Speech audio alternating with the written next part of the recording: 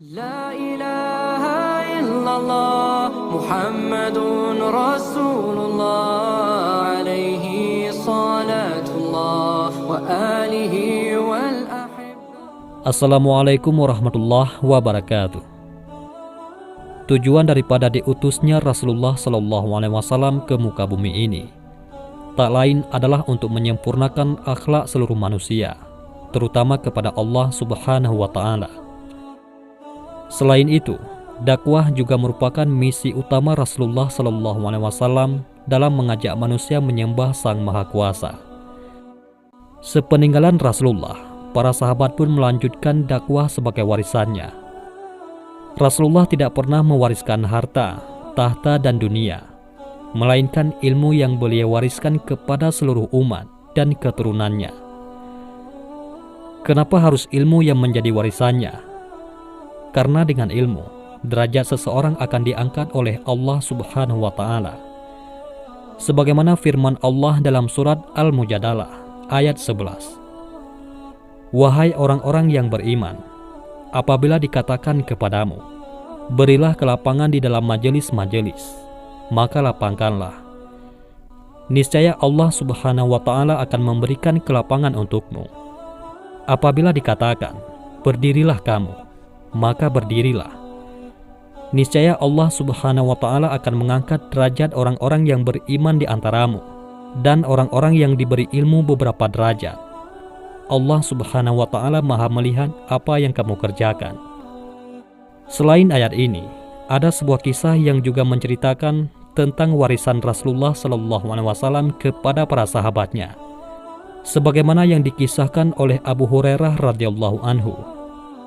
Sahabat Abu Hurairah radhiyallahu an mengerti benar sabda Rasulullah SAW bahwa ulama adalah ahli waris para nabi, karena para nabi tidak meninggalkan warisan berupa dinar dan dirham.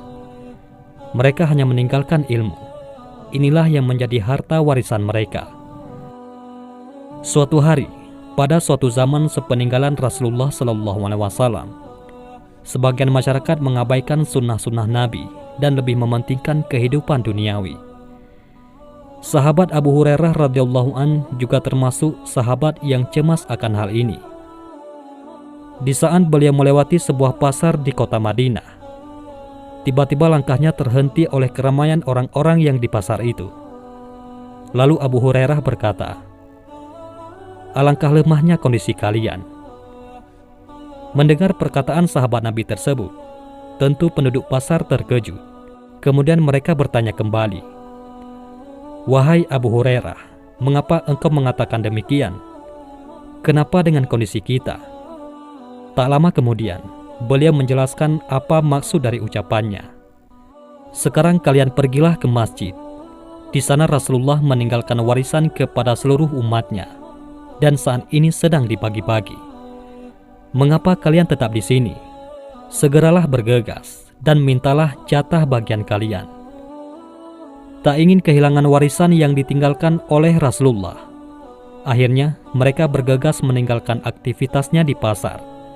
Semua barang jualan dan toko mereka ditutup demi mengambil sebuah harta peninggalan.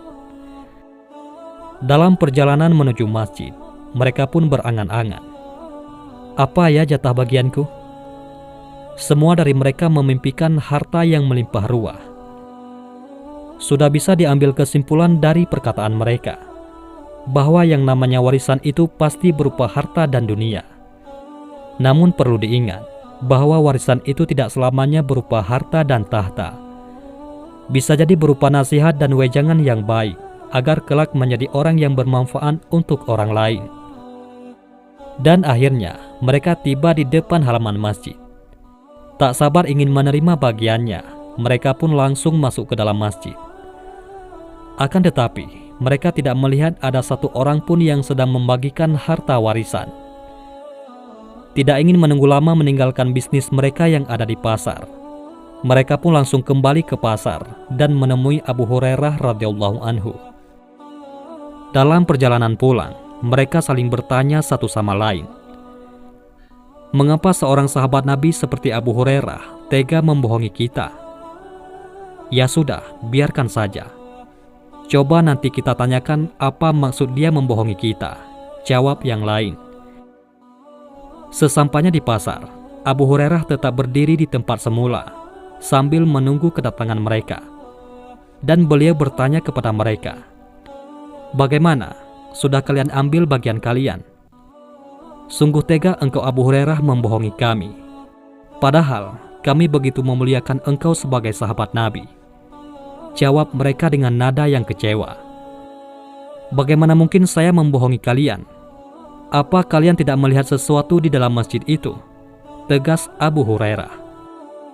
Dengan perasaan hampa, mereka menjawab, "Saya tidak melihat ada pembagian harta warisan di sana. Yang kami lihat hanya ada beberapa kelompok orang yang membentuk halakah.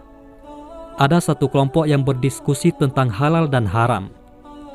Ada kelompok lain yang sedang membaca Al-Quran, dan ada pula yang sedang melaksanakan sholat sunnah." Abu Hurairah pun tertawa mendengar jawaban dari penduduk pasar dan menjelaskan, "Celaka kalian. Asal kalian tahu, itu adalah warisan Rasulullah SAW untuk umatnya, agar kalian bisa menjaga warisan Nabi dengan mengajarkan kepada orang yang membutuhkan. Rasulullah SAW tidak pernah mewariskan harta kepada umatnya. Beliau hanya mewariskan ilmu agar supaya diamalkan." Perkataan Abu Hurairah tersebut sejalan dengan hadis yang diriwayatkan oleh Imam At-Tabrani di dalam kitab Al-Awsat. Sesungguhnya ulama adalah pewaris para nabi, dan sesungguhnya para nabi tidak mewariskan dirham ataupun dinar, hanya ilmu yang diwariskan oleh para nabi. Kisah ini bukanlah satu-satunya cerita yang menjelaskan pentingnya menuntut ilmu.